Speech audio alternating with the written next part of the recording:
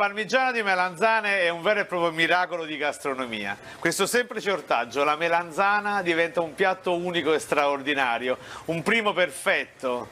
Ma perché primo? Scusate, può essere anche un antipasto? No, ma perché come secondo non lo possiamo mangiare? Vabbè, ma pure come contorno. Allora questo è un altro miracolo. Questo piatto è l'unico piatto, forse al mondo, che è perfetto per antipasto. Per primo, per secondo e per contorno. Fate voi.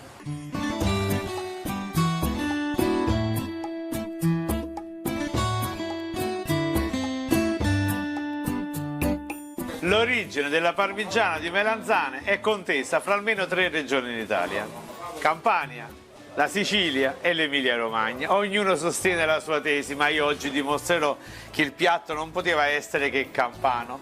A sostegno della tesi siciliana c'è che i siciliani sostengono che la miglior materia prima, la miglior melanzana, che si adatta perfettamente per la parmigiana di melanzane, è quella siciliana, e vabbè, quindi possiamo sicuramente propendere anche per questa tesi, ma c'è da dire che in Campania la melanzana ebbe modo di maritarsi con i 2 principali ingredienti, senza i quali la parmigiana non sarebbe parmigiana: il pomodoro, che in Campania veniva coniugato con la miglior qualità, il pomodoro di San Marzano, e soprattutto la mozzarella, quella di bufala, che avevamo solamente noi nella piana del Sele oppure nell'area dei Mazzoni, fra il Volturno e il Garigliano.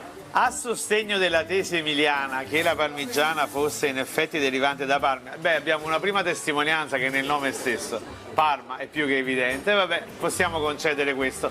Il dizionario dei Voto-Oli ci dice anche che cucinare gli ortaggi alla parmigiana nei secoli scorsi significava cucinare ortaggi a strati.